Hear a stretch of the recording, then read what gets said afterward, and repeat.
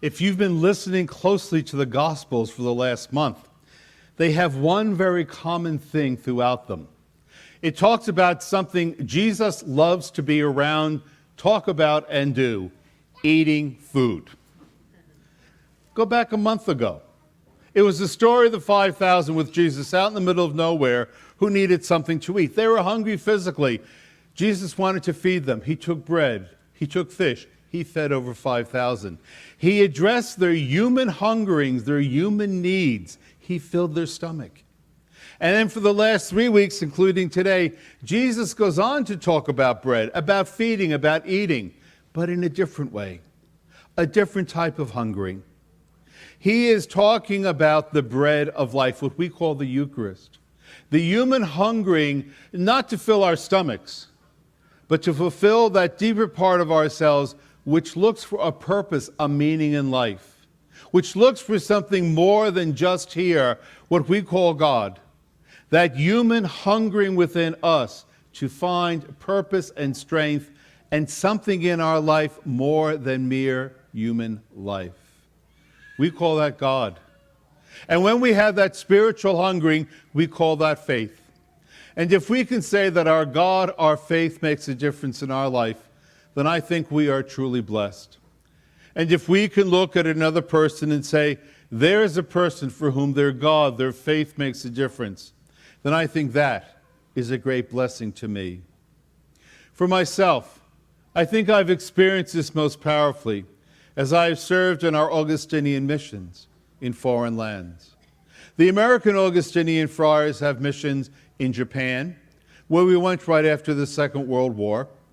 And 21 years ago, myself and some other American friars began our first mission on the continent of Africa, where we served, among other people, we served the members of the Zulu tribe in KwaZulu-Natal, the Kingdom of Zulu, KwaZulu-Natal, South Africa. And for over 60 years now, we have served the people, the Church of Peru in South America, with missions in the very hot desert and missions very, very high up in the Andes Mountains range. That desert mission, no electricity, no air conditioning. This kid doesn't like the heat, doesn't like the summer. I headed right for the Andes Mountains. A lot of nice, natural, free air conditioning. Many of the things that we take for granted in our life are not part of the life experience of a Peruvian in the Andes Mountains. Take housing. Picture your house. Hold that picture. Picture the house you came to worship here today from. Now compare it to a typical Peruvian house in the Andes Mountains. Their house would be a one-room mud hut, mud walls, mud floor, straw roof. Place in that one-room mud hut 2 parents, 6 or 7 children, some chickens, and maybe the family pig or goat. That one-room mud hut would not have electricity, running water, or sanitation. Housing, we take it for granted. It is not their experience. One day up in the mountains, I was standing outside the mission church. This little boy of around 5 years old came up to me. And like most of the children of the Andes, he was hungry. So I went to a lady in the village who made little rolls and bought some for him.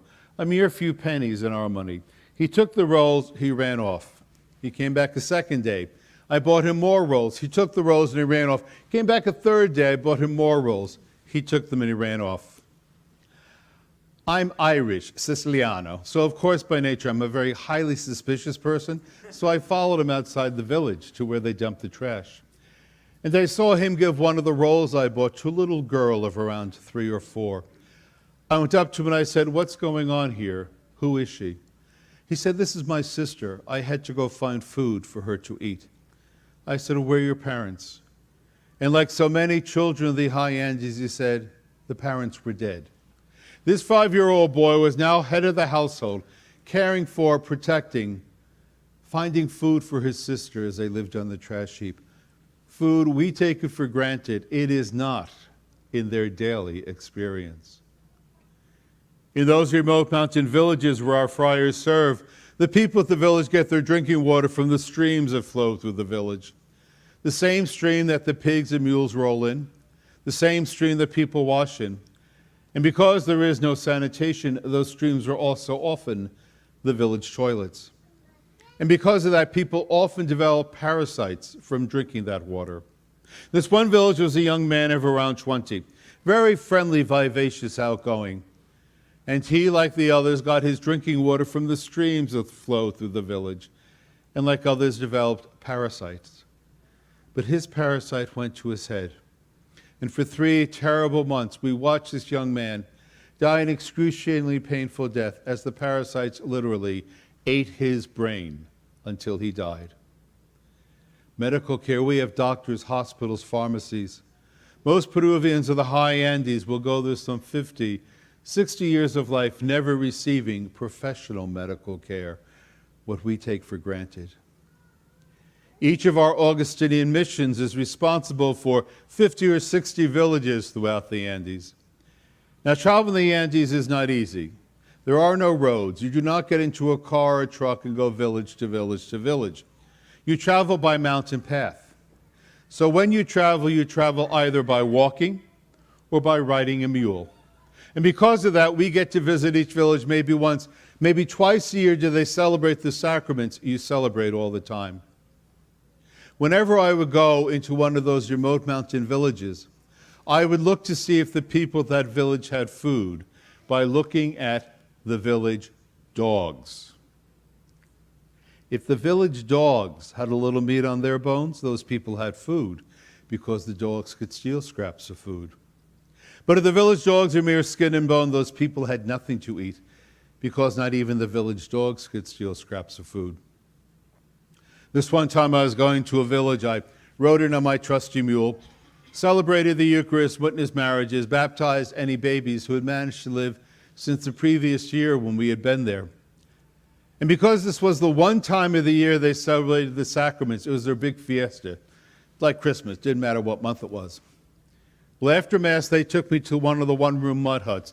The whole village gathered around, and they placed in front of me a bowl of rice to eat. Coming into the village, I looked at the dogs. They were skin and bones. This village was extremely high up in the mountains, and these people were very, very poor. And I knew that the lady who had made the rice had children. I felt guilty eating it in case there was no more. So I said to her, "Oh, Senora, this is too much for me to eat. Why don't you give some of this rice to your children?" She was highly insulted. She was indignant. She said to me, "Father, when we have food, we thank God and we eat. And when we do not have food, we go hungry. But we still thank God because it is our God who will bring us food again." When there is no rice, my children here, yes, they do not eat. And yes, they are hungry. But I do not blame God or curse God. I thank God because it is my God who will bring food for my children again. That is faith. That is trusting and believing in a God who knows and cares for me. That is the gospel alive, a God who answers hunger, human and spiritual.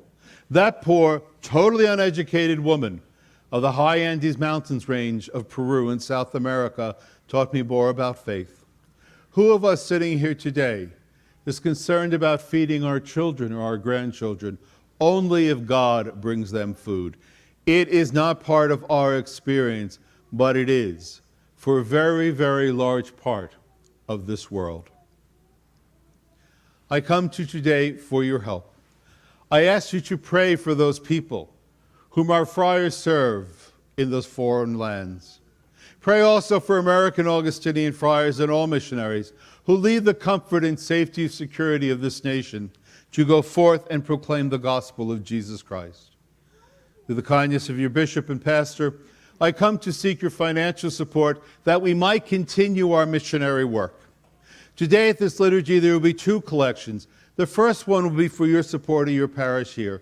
The second one following immediately will be for your support of our missionary work. Make checks payable to the parish, mark missions. Or if you're not prepared next week, just get an envelope, write missions on it, put your donation in it, and next week put it in the collections.